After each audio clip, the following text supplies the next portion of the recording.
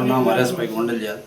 અમે અહીંયા 40 વર્ષથી આવી છીએ અને અમારો આ શ્રદ્ધાનો વિષય છે. આ લોકોએ જે કાર્યવાહી કરી કોઈ પૂજા વગરની કાર્યવાહી કરી નાખી. અહીંયા અમે બટુક ભોજન બાપુ કરાવે છે વર્ષમાં 3 વાર. એ એના સૌ ખર્ચે કરાવે. કોઈ પાસે એક જાતનો ફાળો લેવા નથી આવતો, કોઈ જાતનો અહીંયા પાઠ માંડવામાં નથી આવતો, નથી કોઈ દાણા જોવામાં આવતા, નથી કોઈ દોરા કરવામાં આવતા. બધાય શ્રદ્ધાથી આવે છે અને બધાય શ્રદ્ધાથી જે કાંઈ દાદા પાસે માગે છે. બાપુ કોઈને આપતા નથી. એમ કે દાદા તમને સારું કરી દઈશે બાપા, મારી પાસે કાંઈ છે નહીં. બાપુ ખુદ કામે જાય છે. વન વિભાગે કોઈ જાણ્યા જોયા વગર કાર્યવાહી કરી. એ લોકોને અમે કીધું તો એ લોકોએ એમ કીધું ભાઈ અમને તો ઉપરથી ઓર્ડર આવ્યો છે એટલે એના માટે અમે આવ્યા છે અને આવ્યા છે તમે અત્યારે લઈ જાય છે તો તમારે દાદાની શ્રદ્ધા છે પાછા આવી જશે. તો અમને શ્રદ્ધા કે દાદા પાછા આવશે જ. આ 40 વર્ષ જૂનું મંદિર છે. અહીંયા રાપડો હતો, પેલા રાપડો હતો. સોસાયટી વાળાએ એમ કીધું બાપુ અમે તમને આ જમીન લઈ દઈશ, પણ બાપુએ એમ કીધું ના દાદાને અહીં બેવું છે, દાદા મને ગમે ત્યાંથી કમાણી આપશે અને એમાંથી હું લઈશ. કોઈ જાતનો ફાળો કરીને આ મંદિર નથી બનાવ્યું. જેમ બાપુએ કમાણી કરી અને દાદાએ આપ્યું છે ને એમ આ મંદિર બનાવ્યું. અહીંયા પહેલાં રાપડો જ હતો, આ મંદિર નીચે જ રાપડો હતો. નહીં તો બાપુએ મંદિર ક્યાં બનાવવાની જરૂર હતી? એને ક્યાં કોઈ જરૂર છે? ગઈકાલે તારીખ 18 નવેમ્બર 2025ના રોજ રાજકોટ વન વિભાગના ધ્યાને આવેલું હતું કે રાજકોટ શહેરની અંદર આવેલ ખેતલા બાપાના મંદિરે કોમન સેન્ડ બોઆ કે જે રસેલ સેન્ડ બોઆના નામે પણ ઓળખાય છે એ પ્રજાતિના 50થી વધારે સાપ કોઈ એક મંદિરમાં રાખવામાં આવેલા છે. તો આ બાબતને ધ્યાને લઈને વન વિભાગે ટીમ બનાવીને તે સ્થળ ઉપર તપાસણી કરતા ત્યાંથી 52 જેટલા સેન્ડબોઆ સાપ મળી આવેલા હતા.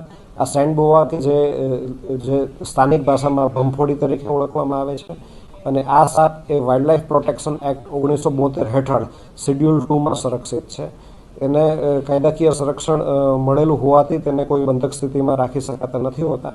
આ બાબતે રાજકોટ વન વિભાગ હેઠળની રાજકોટ ઉત્તર રેન્જ દ્વારા આનો ગુનો નોંધવામાં આવેલો છે તથા એ ગુનામાં વન્ય પ્રાણી સંરક્ષણ ધારાની કલમોનો ભંગ થાય છે તે બાબતે જે મંદિરના મહંત જે હતા શ્રી મનુભાઈ દુધરેજિયા તેમની સામે પણ કાયદેસરની કાર્યવાહી હાથ ધરવામાં આવી. તેઓની પ્રાથમિક પૂછપરછમાં એ બાબતો સામે આવેલી હતી કે ખેતલા બાપાનું મંદિર ધાર્મિક રીતે સાપ સાથે જોડાયેલું છે અને ધાર્મિક આસ્થાના કારણે જ્યારે કોમન સેન્ડબોઆ સાપ મળતા તો તેને ત્યાં રાખવામાં આવતા હતા અને ત્યાં કોઈ તસ્કરી થતી હોય કે એનો કોઈ બીજો ઉપયોગ થતો હોય એવી કોઈ બાબતો ધ્યાનમાં આવેલી નથી.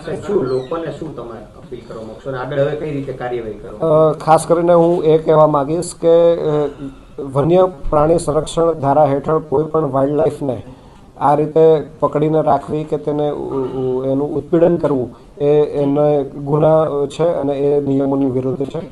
ઘણીવાર અંધશ્રદ્ધામાં ક્યારેક નિયમો અને જોગવાઈઓના જાણકારીના અભાવે પણ લોકો અલગ અલગ વાઇલ્ડ લાઈફ છે જેમ કે સાપ છે અને કાચબા છે, પોપટ છે એને પોતાના ઘરે મંદિરોમાં કે અલગ અલગ જગ્યાએ રાખતા હોય છે.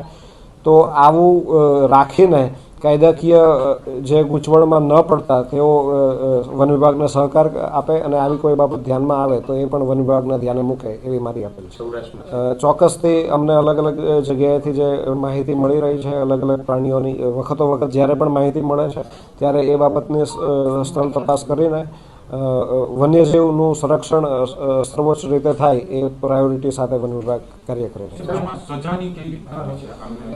વાઇલ્ડ લાઈફ પ્રોટેક્શન એક્ટ હેઠળ જે પ્રાણીઓ શેડ્યુલ 1માં સંરક્ષિત છે તેમાં 3 વર્ષથી 7 વર્ષ સુધીની જે સજા છે અને બિન જામીનપાત્ર ગુનો છે. જ્યારે શેડ્યુલ 2ના જે પ્રાણીઓ છે તેમાં 6 મહિના સુધીની સજાની જોગવાઈ છે. શેડ્યુલ 1ના પ્રાણીઓમાં 1 લાખ રૂપિયા સુધીના દંડની પણ જોગવાઈ છે. તો જ્યારે આવું એક કાયદાકીય સંરક્ષણ મળેલું છે તો લોકો પણ વન્યજીવોના સંરક્ષણમાં સહકાર આપે તે અપેક્ષિત છે. આમાં જે ગુનો નોંધવામાં આવેલો છે તેમાં ખાસ કરીને આ સાપો છે તે કોઈ ઇલીગલ સોર્સથી કેવી રીતે લાવવામાં આવેલા કે નથી એ બાબતે અમે ઊંડાણપૂર્વક તપાસ કરીશું અને જો બીજા કોઈ લોકો પણ જો આમાં ઇન્વોલ્વ હશે તો તેઓ સામે પણ ગુનો નોંધીને આગળની કાર્યવાહી કરીશું. તેઓને જે આ ગુનો જે છે માંડવાળ ખાતર ગુનો છે એટલે તેઓનો આ બાબતે તેઓનો જવાબ લઈને તેમને હાલ જામીન ઉપર મુક્ત કરેલા છે. પરંતુ એમાં ફર્ધર ઇન્વેસ્ટિગેશન કરીને જો જરૂરિયાત જો જણાય તો એમને ફરીથી પણ પૂછપરછ માટે લાવીને જે દંડકીય કાર્યવાહી છે એ કરવામાં આવશે. છેલ્લા ઘણા સમયથી આ બાબત જ્યારે અલગ અલગ માધ્યમો દ્વારા વન વિભાગના ધ્યાન ઉપર આવી તો તેનું તરત જ સંજ્ઞાન લઈને વન વિભાગ દ્વારા કાર્યવાહી કરવામાં આવેલી છે. એક જે પૂછપરછમાં એવું ધ્યાનમાં આવેલું છે કે લોકો જે આ સાપ સાથે ધાર્મિક આસ્થાથી જોડાયેલા હતા તો તેમના ધ્યાને જ્યારે આ સાપ આવે તો ત્યાં મંદિર ઉપર લોકો મૂકી જતા હતા અને જે ત્યાંના મહંત છે એ પણ સ્નેક હેન્ડલિંગમાં જાણકાર હોવાનું આ પ્રાથમિક તપાસમાં ધ્યાને આવેલું છે.